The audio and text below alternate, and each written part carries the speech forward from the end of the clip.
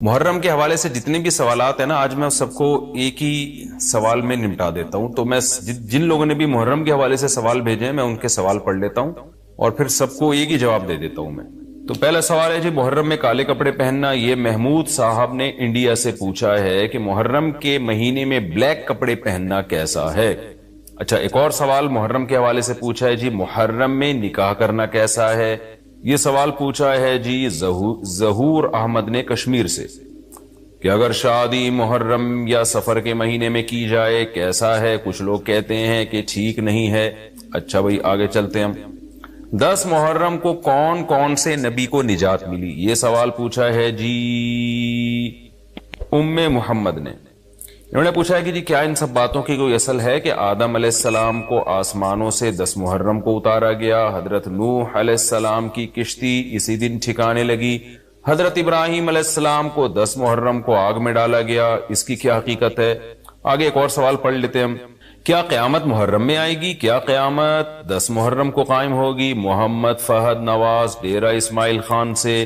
اچھا جی آگے پوچھتے ہیں جی عاشورہ کے روزے کی فضیلت. یوم عاشورہ کے روزے کا کیا حکم ہے؟ محمد اقبال جموں کشمیر سے. اسی طرح عاشورہ کے دن کے حوالے سے ایک سوال پوچھا ہے جی، 10 محرم کے ساتھ ایک دن کا روزہ ملانا، کیا صرف یوم عاشورہ کا روزہ رکھا جا سکتا ہے یا 10 محرم کے ساتھ 9 یا 11 کا روزہ ملانا بھی ضروری ہے؟ یہ سوال پوچھا ہے جی ساجد صاحب نے کراچی سے. عاشورہ میں قضا روزے کی نیت کرنا، کیا کسی کے قرض روزے رہتے ہوں اور وہ عاشورہ کے دن میں قضا روزے کی نیت بھی کر لے تو وہ قضا روزہ ہو جائے گا یا نہیں؟ یہ محمد اسماعیل نے راول پنڈی سے پوچھا ہے جی. محرم کے دنوں میں روزے رکھنا یعنی محرم کے عام دنوں میں روزے رکھنا. یہ سوال پوچھا ہے جی کیا محرم کے پہلے تمام 10 دنوں میں روزے رکھ سکتے ہیں؟ یہ صوبیہ ناز صاحبہ نے پوچھا ہے کرناٹک انڈیا سے. 10 محرم کو دسترخوان وسیع کرنا، یہ بڑا دلچسپ سوال ہے. اس میں میرا خیال ہے سب کو بہت زیادہ دلچسپی ہوگی. 10 محرم کے دن دسترخوان وسیع کرنے کی کیا فضیلت ہے جبکہ 10 محرم کو روزہ رکھا جاتا ہے؟ 10 دن میں کچھ کھاتے پیتے نہیں اور افطار کے وقت 11 محرم شروع ہو جاتی ہے، تو اس حدیث پر کس طرح عمل کیا جائے گا؟ عائشہ صاحبہ نے کراچی سے پوچھا ہے. اور ایک اور سوال ہے جی، محرم میں حلیم بنانا کیسا ہے؟ کیا محرم میں شوقیہ حلیم بنانا اور کھانا جائز ہے؟ محمد زبیر. اور اسی سے ملتا جلتا ایک سوال ہے جی، حلیم کا تلفظ کیسے کریں؟ سبحان اللہ. محرم میں لوگ حلیم بنائیں گے تو کچھ حلیم کو دلیم کہہ رہے ہوں گے، کچھ سلیم کہہ رہے ہوں گے، کچھ وسیم کہہ رہے ہوں گے. تو اس سے پھر سلیم اور وسیم کو تو غصہ آئے گا کہ یار ہمارا نام حلیم کو کیوں دے رہے ہو. تو یہ بھی سوال پوچھا ہے جی، حلیم کو حلیم بولنا چاہیے یا دلیم بولنا چاہیے؟ اس بارے میں وضاحت فرما دیں. محمد طاہا. یہ سارے محرم اور محرم سے ملتے جلتے سوال تھے آج کے سیشن میں، تو میں نے کہا ایک ہی دفعہ میں سارے سوالات میں پڑھ لوں، پھر ایک ہی دفعہ میں ان سب کے جوابات ہو جائیں تو اچھا ہے. دیکھیں محرم کے بارے میں غلط فہمیاں بہت ساری ہیں. پہلے تو میں یہ عرض کروں محرم کی اسلام میں فضیلت کیا ہے اور کیوں ہے یہ فضیلت.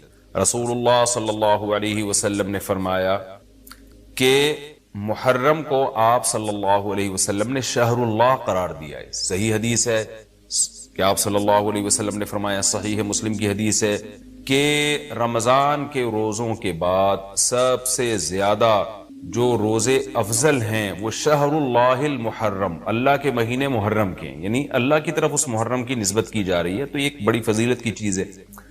اور قرآن میں جن 4 مہینوں کو محترم قرار دیا ہے، عرب ان مہینوں میں جنگ و جدال کو حرام سمجھا کرتے تھے کہ یار یہ ناجائز ہے، اس میں جنگ نہیں کرنی چاہیے، ان مہینوں کا احترام لازم ہے.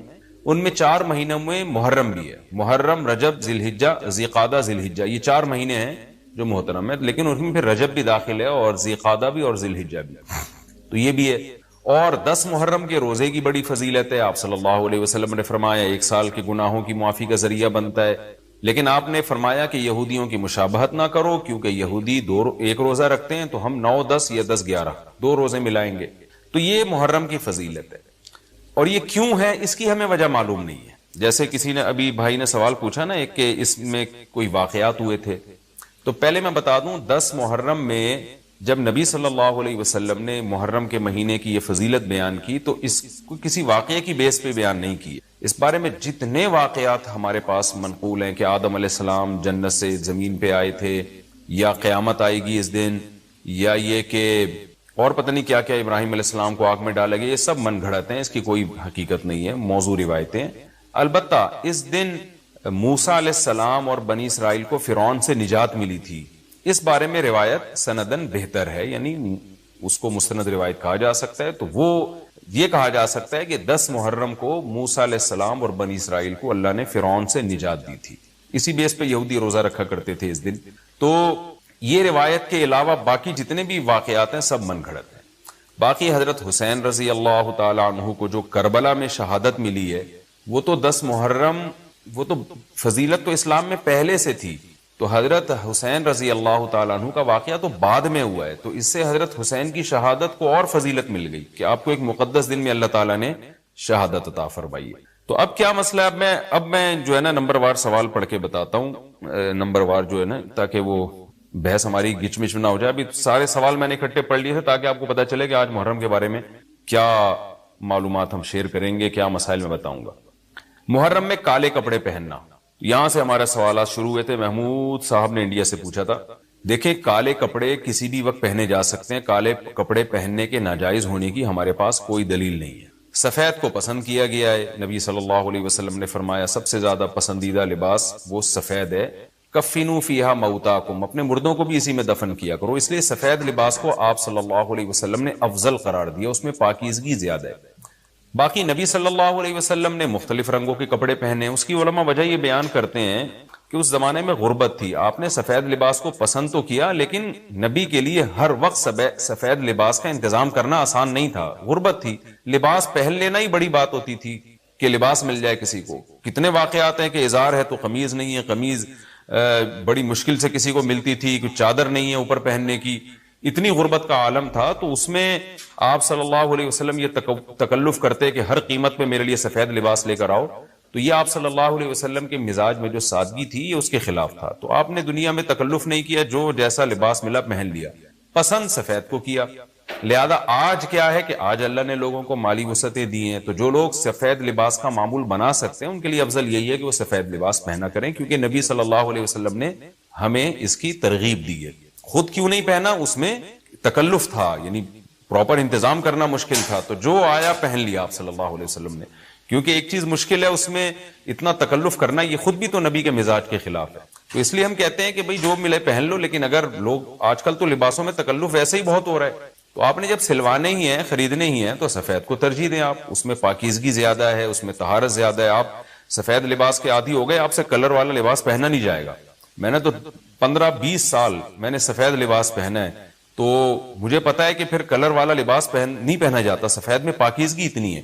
اب میں پہنتا ہوں کلر والا لباس, وہ وجہ اس کی ہے کہ بعض دفعہ گھر والوں کا اصرار ہوتا ہے, بعض دفعہ کیمرے کی ریکوائرمنٹ ہوتی ہے, وہ کیمرہ سفید لباس کو کیچ نہیں کر پا رہا ہوتا, وہ کیمرہ مین کہہ رہا ہوتا ہے بھائی کوئی اور کلر, کوئی اور کپڑے پہن کے وغیرہ وغیرہ. تو خیر میرا عمل تو کوئی حجت نہیں ہے, لیکن افضل یہی ہے کہ سفید لباس کو ترجیح دی جائے, پہنا جائے.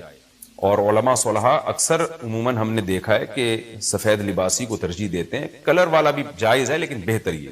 تو محرم میں بھی سفید ہی ہے, سفر میں بھی سفید ہی ہے, ربیع الاول میں بھی سفید ہے. تو محرم میں سفید کے بالکل الٹ کر لینا, کالا پہن لینا, یہ تو بالکل سفید کے اپوزٹ ہو گیا نا. تو ہم یہ نہیں کہہ رہے کہ کالا لباس پہننا ناجائز ہے, لیکن آپ سفید سے اگر آپ نے یوٹرن لیا بھی تھا تو گرے پہ آ جاتے, گرین پہ آ جاتے, ایک دم آپ بلیک پہ آ گئے, تو بہرحال یہ یعنی کراہت سے خالی نہیں ہے, اس کا معمول بنا لینا. تو ناجائز میں نہیں کہہ رہا, تھوڑا سا ناپسندیدہ ہے کہ آپ سنت پر عمل نہیں کر رہے, تو سنت کے بالکل اگینسٹ تو نہ جائیں نا آپ, یعنی بالکل ہی کالا پہن لیں تو بالکل اس کے اپوزٹ ہے. جائز ہے کالا پہننا بھی, لیکن بہتر بہرحال نہیں ہے. اور محرم میں کالا پہننا تو ہماری رائے میں بالکل ناجائز ہے, کیونکہ یہ شیعہ حضرات کی اپنی ایک رائے ہے, ان کی اپنی ایک دلیل ہے, ان کا اپنا ایک کانسیپٹ ہے. وہ یہ ہے کہ محرم میں حضرت حسین شہید ہوئے تھے, تو ایک بڑے غم کی بات تھی, تو ہم غم منانے کے لیے کالا کپڑا پہنتے ہیں. تو ان کا مسلک ہے, وہ جیسے مسلک پہ اپنے عمل کرنا چاہیں وہ اللہ کے سامنے جواب دہ ہوں گے. ہم کسی کے مسلک پہ طنز نہیں کر رہے, ہم کوئی فرقواریت اور تشدد کی بات کرنا مناسب نہیں ہے, ملکی حالات اس کے متحمل نہیں ہیں. لیکن میں اہل سنت والجماعت حضرات سے کہتا ہوں کہ آپ یہ فیصلہ کریں بھائی, آپ یا تو پورے شیعہ ہو جائیں یا پورے سنی ہو جائیں. تو اگر آپ اہل سنت والجماعت کو فالو کرتے ہیں, اور اہل سنت والجماعت کے ہاں جو قرآن اور حدیث اور صحابہ یہ حجت ہے, تو ہمیں تو قرآن و حدیث میں کہیں بھی نہیں ملتا کہ غم میں تم کالے کپڑے پہنو یا غموں کو مناؤ. قرآن میں کیا ہے؟ الذین اذا اصابتہم مصیبۃ قالوا انا للہ وانا الیہ راجعون. اہل ایمان کو جب کوئی مصیبت پہنچتی ہے تو وہ کہتے ہیں ہم اللہ ہی کے لیے ہیں اور ہم نے اللہ ہی کی طرف لوٹ کر جانا ہے. وہ صبر کرتے ہیں. حضرت حسین رضی اللہ تعالی عنہ کی شہادت یہ بہت بڑا غم ہے، بہت بڑا غم ہے، لیکن اس غم کو ہر سال منانا، اس کے لیے شرعی دلیل کی ضرورت ہے. اہل بیت کی تعلیمات کو فالو کیا جائے گا. آپ کسی کی محبت میں اس کی تعلیمات کو نہیں توڑ سکتے. اہل بیت کی بھی یہی تعلیمات ہیں کہ صبر سے کام لینا چاہیے ہمیں. اور غم منانا بھی اگر کسی کا ہو نا، جیسے آپ کے والد کا انتقال ہو گیا، تو اس میں بھی شریعت آپ کو اجازت نہیں دیتی کہ آپ کالے کپڑے پہنے غم منانے کے لیے، بلکہ اس میں بھی شریعت کیا کہتی ہے کہ غم پہ صبر کریں. جو آنسو آپ روک سکتے ہیں اس کو بہائیں نہیں، اور صبر کریں. غیر یعنی اختیاری طور پر جو آپ کو رونا آ رہا ہے وہ معاف ہے. تو جب غم پہنچا ہو اس وقت شریعت آپ کو غم کے طور پہ کالے کپڑے پہننے کی اجازت نہیں دے رہی. تو جب غم 1400 سال پرانا ہو اور ہر سال اس تاریخ پہ آپ کو منانے کی شریعت کیسے اجازت دے رہی ہے؟ یہ تو ایک طرح کی برسی ہو گئی نا. نبی صلی اللہ علیہ وسلم کے وفات سے بڑا غم کوئی اس امت کو ہوگا؟ ربیع الاول میں آپ صلی اللہ علیہ وسلم کی وفات ہوئی، لیکن ربیع الاول ہر سال آتا تھا. صحابہ، تابعین، تبع تابعین، خود اہل بیت کیا اس ربیع الاول میں کوئی غم مناتے تھے؟ بالکل بھی نہیں. اس مہینے میں شادیاں بھی کرتے تھے، جو خوشی کی بات ہوتی تھی اس پہ خوشی بھی مناتے تھے. تو ہمیں نہیں ملتا کہ صحابہ، تابعین یا خود اہل بیت نے، یا سیدنا حسن اور حسین رضی اللہ عنہما یا سیدنا علی ابن ابی طالب رضی اللہ عنہ کی یہ تعلیمات ہو کہ غم کو ہمیں منانا ہے کالے کپڑے پہن کے یا کسی بھی طریقے سے. اسلام میں غم منانے کی آپ کو اجازت نہیں. بعض لوگ یہ دلیل دیتے ہیں کہ حضرت حسین رضی اللہ تعالیٰ عنہ کا غم تو نبی نے بھی منایا ہے، اور نبی صلی اللہ علیہ وسلم نے جب یہ بتایا کہ امت میرے نواسے کو شہید کرے گی تو آپ رونے لگے. دیکھیں جب نبی کو اطلاع ملی تھی تو آپ غمزدہ ہوئے، تو آپ کا رونا بالکل بجا تھا. تو کسی کو یہ اطلاع ملے کہ فلاں جگہ یہ واقعہ ہو گیا ہے، اس پہ اس کو غم ہوا ہو اور وہ رو لیتا ہے، تو اس میں کوئی حرج نہیں، یہ تو نیچرل ہے. لیکن کیا نبی صلی اللہ علیہ وسلم ہر سال، یعنی جس دن آپ کو وحی کے ذریعے پتا چلا کہ سیدنا حسین ابن علی رضی اللہ تعالیٰ عنہ پہ ظلم ہوگا، تو کیا ہر سال اس تاریخ کو آپ صلی اللہ علیہ وسلم رویا کرتے تھے؟ بالکل بھی ایسا نہیں ہے. تو غم کی اطلاع جس وقت ملی ہو اس وقت رونا آ جانا یہ نیچرل ہے، لیکن ہر سال پراپر اس رونے کو پراپر طریقے سے منانا یا کالے کپڑے پہن کے اس کو منانا، یہ تو بالکل اسلام میں ناجائز ہے. ہمارے پاس اس کے جائز ہونے کی کوئی دلیل نہیں.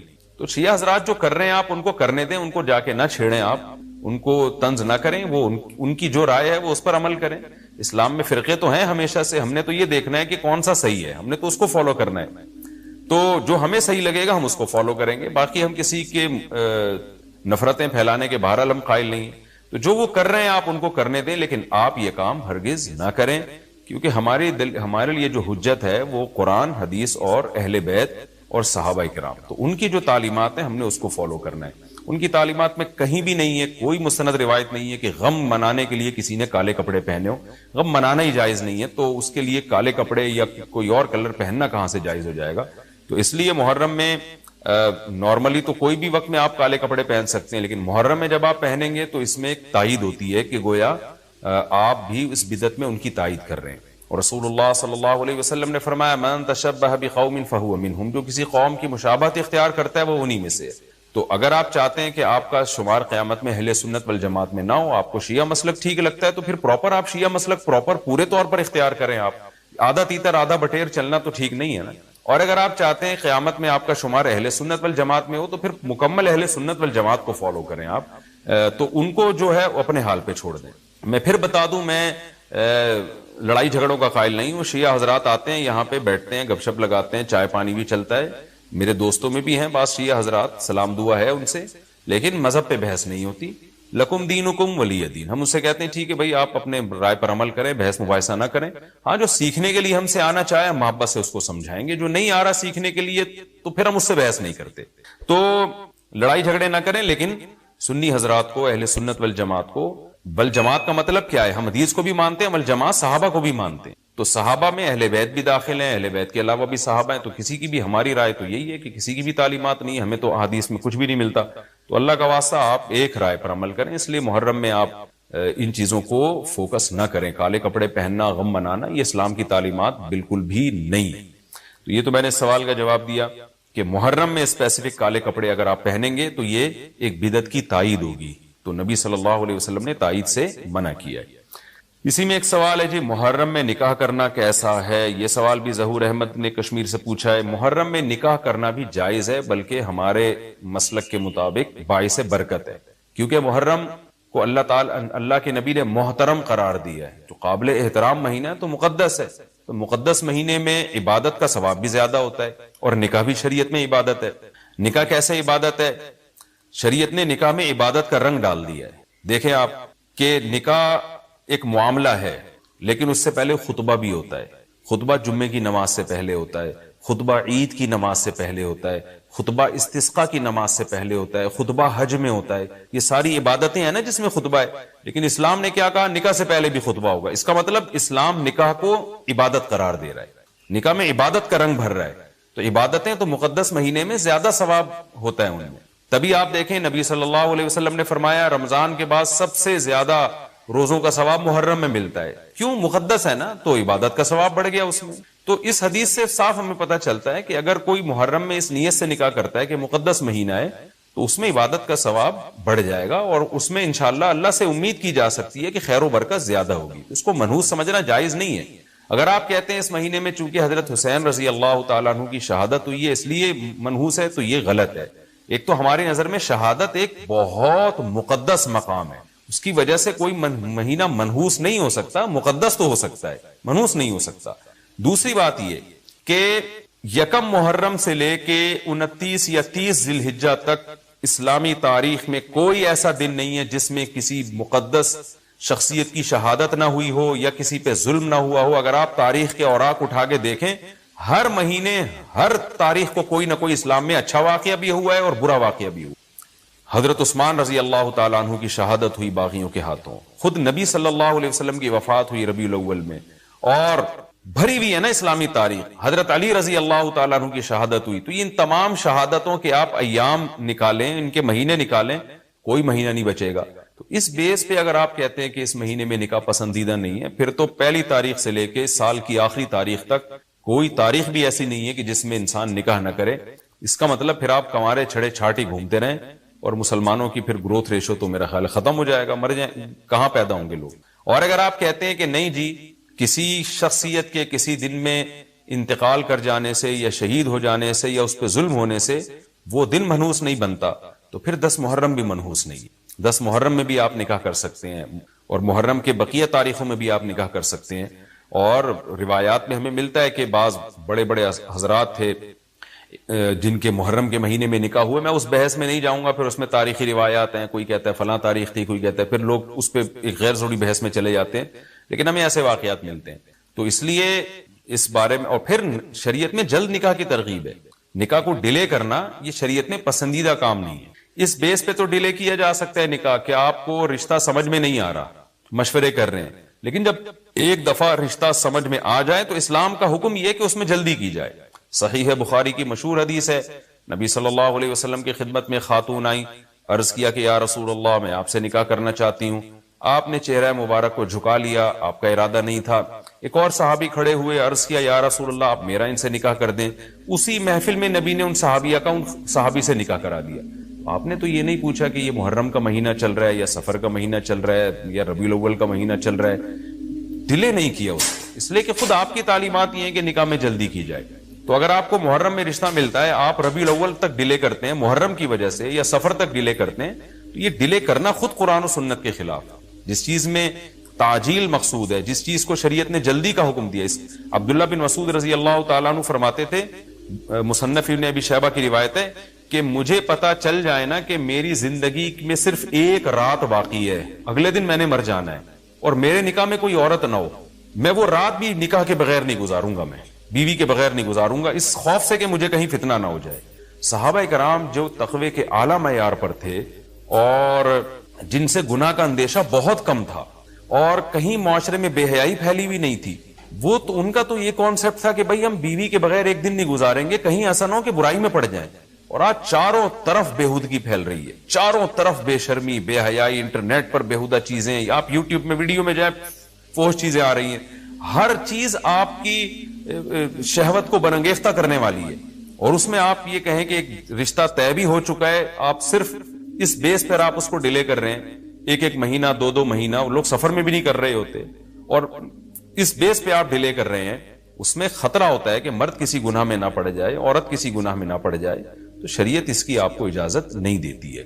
اور پھر اس میں یہ بھی ہوتا ہے کہ اگر آپ ڈیلے کرتے ہیں تو منگنیاں توڑنے کا شیطان کو موقع بہت ملتا ہے۔ میرے سامنے ایسے درجنوں واقعات ہیں، رشتہ طے ہوا لیکن جی چونکہ محرم ہے یا سفر آ رہا ہے تو ہم ربیع الاول میں کریں گے، یا منگنی کو کسی بھی وجہ سے ڈیلے کر دیا، تو جب منگنی ڈیلے ہوتی ہے، یعنی نکاح ڈیلے ہوتا ہے، منگنی ہو گئی، نکاح کو ڈیلے کر رہے ہیں آپ، اس میں شیطان پھر دونوں کو لڑواتا ہے، منگنیاں ٹوٹتی ہیں، اکثر نفرتیں پھیلتی ہیں، غلط فہمیاں، بدگمانیاں شیطان کو پھیلانے کا موقع ملتا ہے۔ اس لیے شریعت میں تو منگنی کا لفظ ہی نہیں ہے، شریعت میں ہے خطبہ۔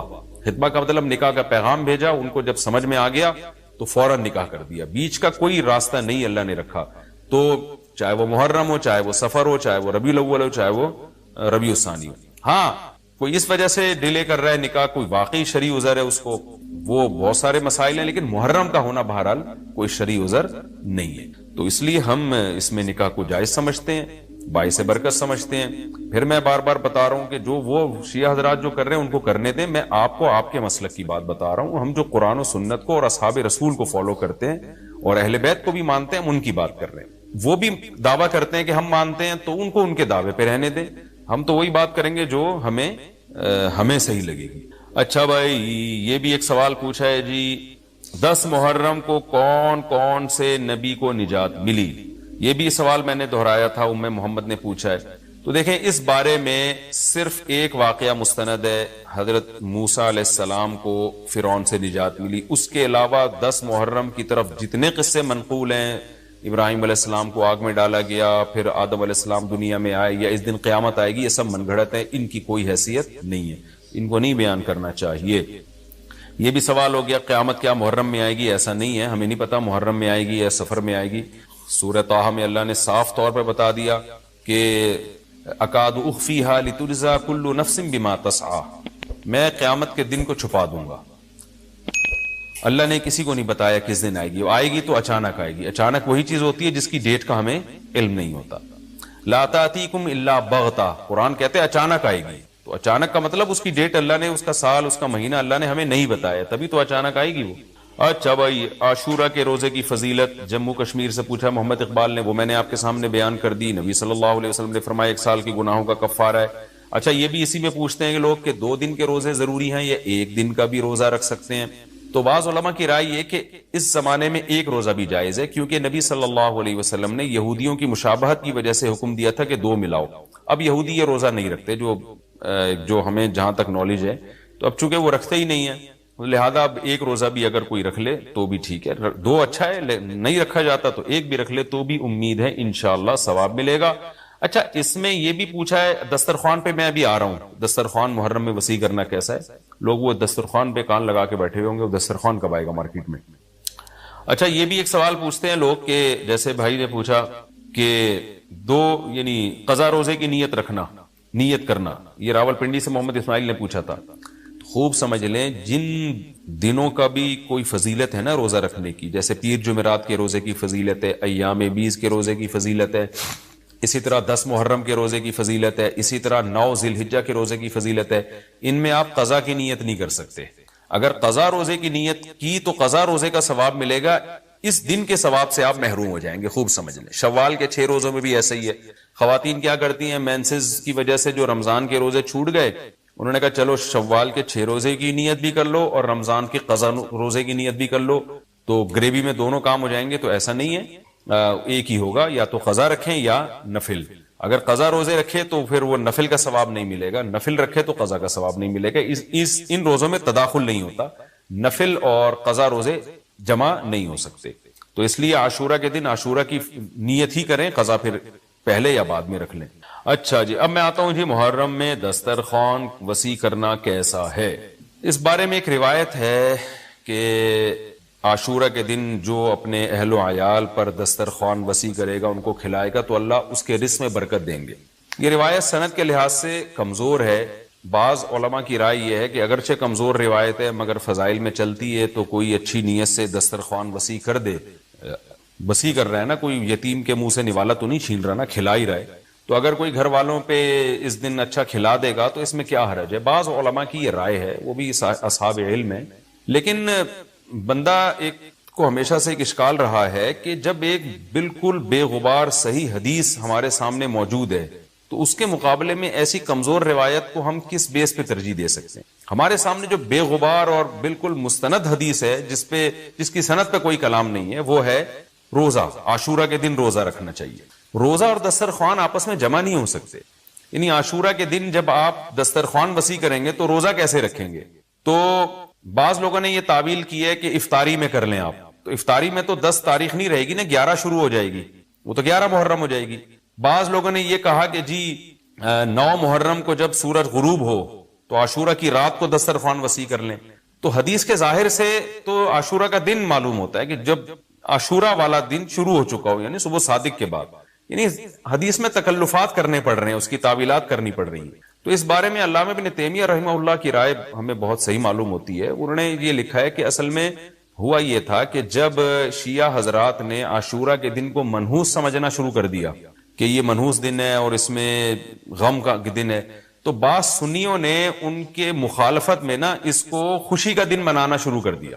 یعنی ہوتا ہے نا, آپ کسی کی مخالفت میں حد سے تجاوز کرتے ہیں, تو انہوں نے خوشی کے دن کے لیے اس میں کھانے پینے کی روایتیں گڑھ لی, کھاؤ پیو کھلاؤ پلاؤ, تاکہ بالکل ان کی مخالفت ہو. تو حقیقت یہی معلوم ہوتا ہے کہ چونکہ صحیح حدیث میں روزے کا تذکرہ ملتا ہے اور روزہ اور کھلانا پلانا جمع نہیں ہو سکتے. اگر یہ جو دوسری عاشورہ کے میں کھانا کھلانے والی حدیث بھی بالکل بے غبار اور مستند ہوتی نا, تو ہم دونوں کو جمع کر کے تعویلات کر لیتے کہ جی افطار میں کھلا دو اور سارا دن روزہ رکھو, یا نابالغ بچوں کو دن میں کھلا دو اور بڑوں کو روزہ رکھوا دو. تو ہم تعویلات کرتے اگر یہ اسی ٹکر کی حدیث ہوتی. لیکن یہ کمزور حدیث ہے, تو اس کو اتنی صحیح مستند روایت کے مقابلے میں ہم کیسے لا سکتے ہیں؟ تو وہ ابن تیمیہ رحمہ اللہ کی بات کافی معقول معلوم ہوتی ہے کہ بعض شامی لوگوں نے یہ روایت کو گڑھا ہے صرف شیعہ لوگوں کی دشمنی اور مخالفت میں, کہ اس کو خوشی کا دن. تو عاشورہ کا دن تو نہ غم کا دن ہے نہ خوشی کا دن ہے, عبادت کا مقدس دن ضرور ہے, تو برکت کا دن ضرور ہے. تو اس لیے اس میں صحیح بات یہی معلوم ہوتی ہے کہ یہ کھلانا پلانا والا جو روایت ہے یہ ہمیں صحیح معلوم نہیں ہوتی. روزہ رکھیں, اور افطاری میں تو ویسے ہی دسترخوان وسیع کرنا چاہیے. افطاری میں سموسے پکوڑے جلیبیاں بچوں کو کھلائیں تاکہ ان کو روزہ رکھنے کی اور زیادہ حوصلہ افزائی ہو. تو اس لیے ہماری رائے اس میں یہی ہے کہ عاشورہ کے دن بس روزہ ہی کی فضیلت ہے, دسترخوان والی بات ہمیں ٹھیک معلوم نہیں ہوتی. کیونکہ اس کے مقابلے میں جو ہے نا, دسترخوان والی حدیث کے مقابلے میں زیادہ صحیح حدیث ہے جو روزہ تو کھانا پینے سے اجتناب کا نام ہے, اور افطاری میں تو ویسے ہی آدمی کھا لیتا ہے, وہ اس کے لیے پھر ضرورت نہیں ہے الگ سے ہمیں کسی روایت کی. اچھا بھائی, اور بھی محرم کے حوالے سے لوگ سوال پوچھتے ہیں. کالے کپڑے بھی ہو گئے, اور کیا رہ گیا بھائی؟ حلیم رہ گیا. حلیم محرم میں حلیم بھی بناتے ہیں لوگ, تو بے اصل چیز ہے, بدعت ہے. کچھ ثواب سمجھ کے کریں گے, بدعت ہے.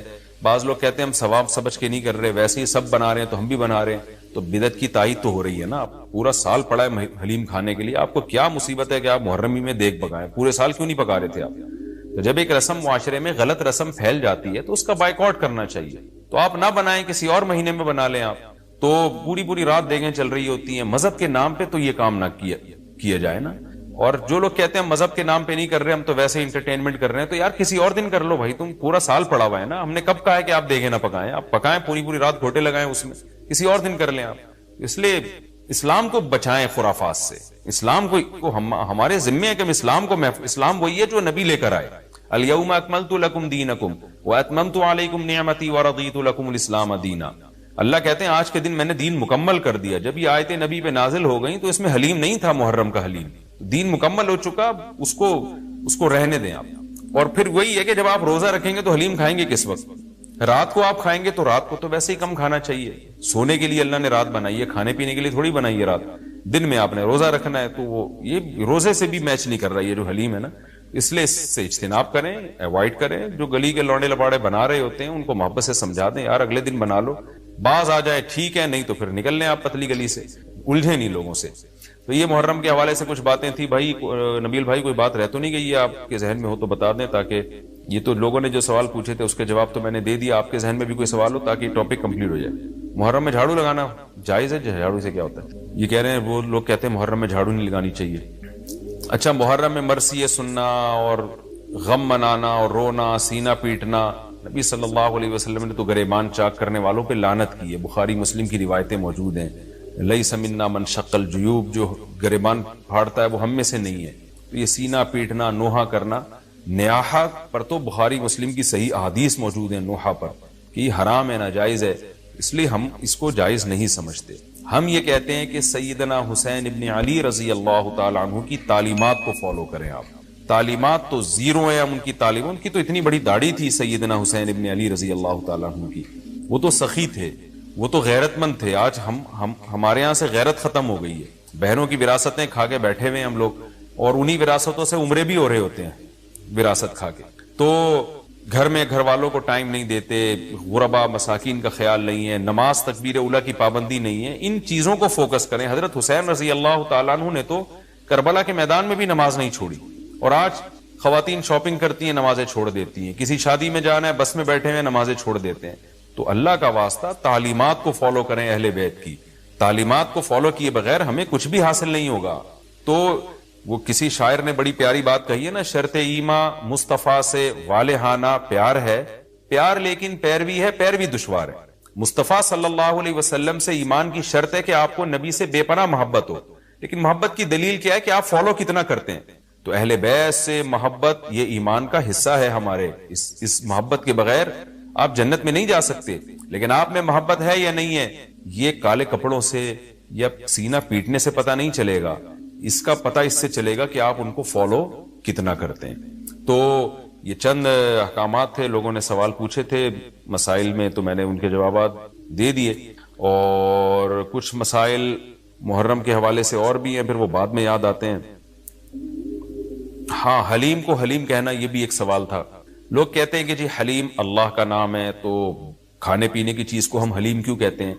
دیکھیں، جب اللہ کے لیے لفظ حلیم استعمال کیا جاتا ہے اس کا مفہوم کچھ اور ہوتا ہے، جب دیکھ کے لیے استعمال کیا جاتا ہے اس کا مفہوم کچھ اور ہوتا ہے۔ تو اس میں کسی کا تصور بھی نہیں جاتا کہ میں اللہ کا نام لے رہا ہوں۔ یہ بالکل ایسے ہی ہے جیسے اردو میں صلواتوں کا مفہوم کچھ اور ہے، ہم کہتے ہیں اتنی صلواتیں سنا کے چلا گیا، حالانکہ صلوات تو درود کو کہتے ہیں، اور نماز کو بھی کہتے ہیں صلات۔ تو اب کیا یہ لفظ استعمال جائز نہیں ہوگا؟ ظاہر ہے جائز ہے، اردو میں اس کا مفہوم کچھ اور ہے، عربی میں اس کا مفہوم کچھ اور ہے، بلکہ بعض دفعہ ایک ہی زبان میں ایک لفظ دو مختلف معنوں کے لیے استعمال ہو رہا ہوتا ہے، اس میں کوئی بھی پابندی نہیں لگاتا۔ جاریہ عربی میں باندی کو بھی کہتے ہیں، جاریہ عربی میں